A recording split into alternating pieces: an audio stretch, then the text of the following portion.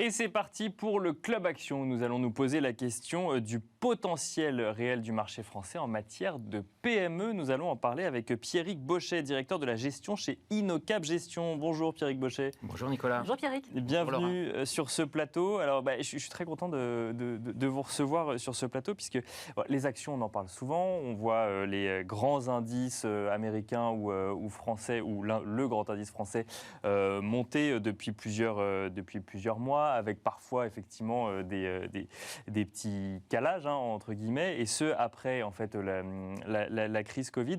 Mais quand on regarde dans le détail, on a quand même l'impression que c'est les grosses entreprises, voire les très grosses entreprises qui s'en tirent le mieux. Et là aujourd'hui, vous allez nous parler de PME, vous allez nous parler de petites et moyennes entreprises qu'on appelle les small et mid cap. Elles sont à la traîne, elles forcément aujourd'hui ces entreprises, ou vous constatez quand même qu'il y a des opportunités? Elles sont en pleine forme, ces entreprises. D'accord. Mais que ce soit les PME, les ETI, ces fameux small et mid-cap, on a cette impression qu'elles sont à la traîne puisque l'on est juste sorti, il y a un an, de 3 ans de contre-performance. C'était historique. D'accord. Mais si l'on regarde depuis un an, elles vont bien. Elles ont beaucoup de peps, elles ont une bonne croissance, comme les grands groupes, mais elles ont ça de plus, c'est que le levier opérationnel fait son retour, c'est-à-dire l'amplification de la croissance des résultats.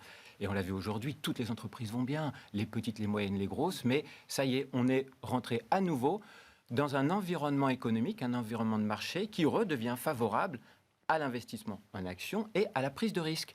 Les petites valeurs sont traditionnellement plus risquées que les moyennes, qui sont plus risquées que les grandes. Mais ça y est, on est revenu depuis un an dans dans cet environnement de hiérarchisation des risques. Ce qui est plus risqué surperforme mieux. Ce n'est que le début. On a l'inflexion qui s'est enclenchée, mais aujourd'hui, les small et mid-cap vont très bien, elles sont en croissance et elles performent bien. Mais alors, parce que là, on parle de marché coté, on avait quand même l'impression que les très grosses entreprises étaient celles qui rassuraient le plus, et même dans les très grosses entreprises, certains secteurs en particulier, comme le luxe ou le numérique, revenaient très très souvent, même si, après, il y avait des débats growth ou value, mais ce que vous nous dites, c'est que ces PME, finalement, attirent quand même les investisseurs, ou c'est deux choses différentes? Il y a le fait que la PME aille bien, et il y a le fait que la valorisation soit réelle sur le marché en fonction de ce que l'investisseur est prêt à y investir.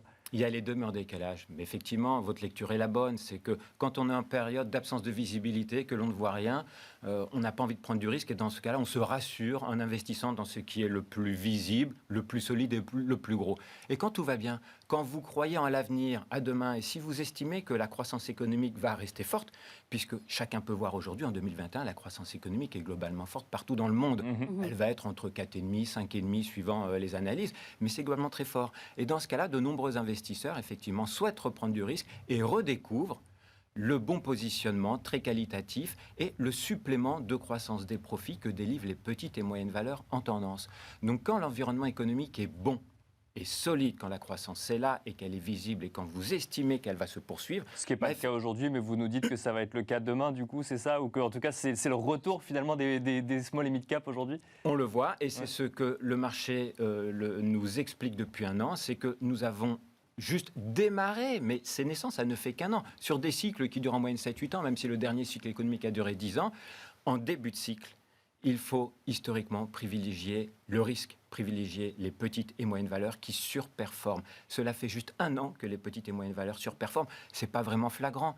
Aujourd'hui, notre analyse est que la solide croissance économique que l'on constate partout dans le monde en 2021 va se poursuivre en 2022, sous le coup d'une demande finale qui est forte, des restockages dans de nombreuses filières industrielles partout dans le monde et de l'accélération de la vaccination. Aujourd'hui, c'est un peu plus de l'équivalent de 50% du PIB mondial qui est vacciné. La mobilité va accélérer, les perspectives vont être solides. Et quand l'environnement est favorable à la croissance économique, c'est favorable à la croissance des profits des entreprises et donc œuvre toujours la hiérarchisation des risques. Et nous sommes bien dans un environnement où nous estimons que la surperformance qui vient de s'enclencher des petites et moyennes valeurs va se poursuivre. On l'a bien compris, vous êtes spécialiste des petites et moyennes valeurs. Justement, qu'est-ce que vous retenez? Est-ce qu'il y a des valeurs dont vous pouvez nous parler? Alors, tout a été dit sur la crise sanitaire globalement, mais il n'y a pas que du mauvais globalement. On le voit au niveau des petites et moyennes valeurs comme au niveau des grandes valeurs.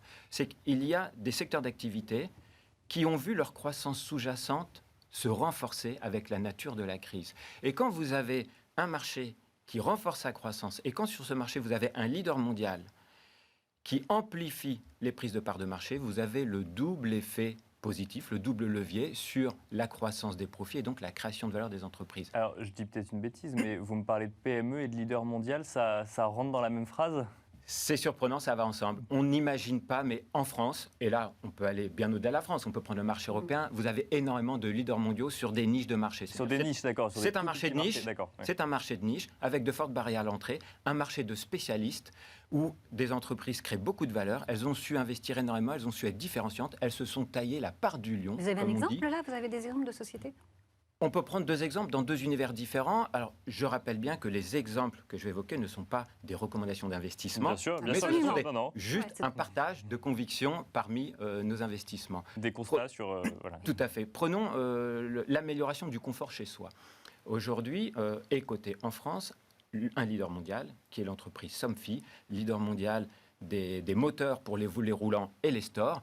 Somfy a profité du renforcement de la dynamique sous-jacente, du pouvoir d'achat que l'on met et que tous les particuliers consacrent au renforcement du confort chez soi. Et vous avez aujourd'hui une croissance du marché qui est décuplée. Et en tant que leader mondial, Somfy, qui a énormément investi depuis de nombreuses années, récolte les fruits des investissements passés, amplifie ses prises de parts de marché. Vous l'avez également dans un autre secteur. Et c'est bien de ne pas faire de fixette que sur un secteur, mais d'aller bien regarder les positionnements qui sont très différenciants.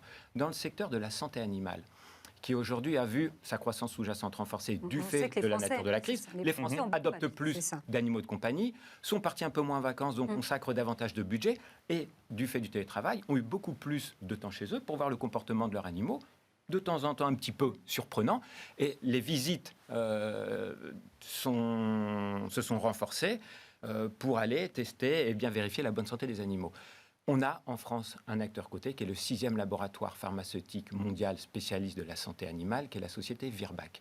Virbac a énormément investi depuis de nombreuses années, est en phase d'accélération de ses prises de parts de marché. On va prendre avant, après Covid. En 2020, le supplément de gain de part de marché de Virbac, c'était 4 points par rapport à son marché. Sur les 6 premiers mois de l'année 2021, c'est 7 points. Ça fait toute la différence. Et quand vous rajoutez du volume dans le chiffre d'affaires, vous voyez effectivement l'impact sur les résultats. Quand le nouveau patron de Virbac, Sébastien Roux, est arrivé en 2017, la rentabilité opérationnelle était à environ 7%. Cette année, elle devrait être à environ 16%, voire un petit peu plus. Et aujourd'hui, on parlait de visibilité. Virbac donne de la visibilité sur 2022, 2023 et au-delà. L'environnement est fort, les entreprises vont bien et les entreprises créent de la valeur. Alors, moi, je trouverais très intéressant d'avoir votre point de vue sur, en tant que du coup spécialiste small et mid cap, sur le nombre d'IPO assez impressionnantes et parfois sur des mouvements comme ça qui vont sur des nouvelles technologies, comme sur HRS, où finalement il y a eu énormément de nouveaux investisseurs ou d'investisseurs qui sont allés sur ces technologies, alors qu'il n'y a pas encore de marché par exemple, mais on est dans l'hydrogène, on est dans l'écologie. Comment vous regardez ça, vous, aujourd'hui? On le regarde, mais avec beaucoup de prudence. C'est ça. Non, on le regarde de près, on analyse, on veut bien comprendre. Franchement, il y a des choses pour lesquelles on est très surpris. D'accord. Donc, les IPO, du sang neuf, de nouvelles histoires, c'est parfait. Il faut que le marché vive, l'économie vit, il faut anticiper sur les tendances, il faut créer de nouveaux points industriels. Ça participe au renforcement, à la compétitivité du pays. Vive l'innovation, vive les entreprises, vive le PEPS, vive l'audace, c'est parfait. Mais, exactement. Bien, Ensuite, la tête bien froide, on analyse, on regarde le potentiel de marché, on regarde le chiffre d'affaires, les perspectives de rentabilité, qui ne doit pas être trop loin non plus. Créer un nouveau monde, c'est parfait pour un pays au point de vue national, mais l'arrêté de l'investisseur, il faut quand même être dans le dur, si je puis dire, des chiffres de la création de valeur, au moins à un horizon de 12-18 mois. Et donc, quand on est dans la part de rêve et que la valorisation anticipe déjà l'exécution à 10 ans, nous ne participons pas, effectivement.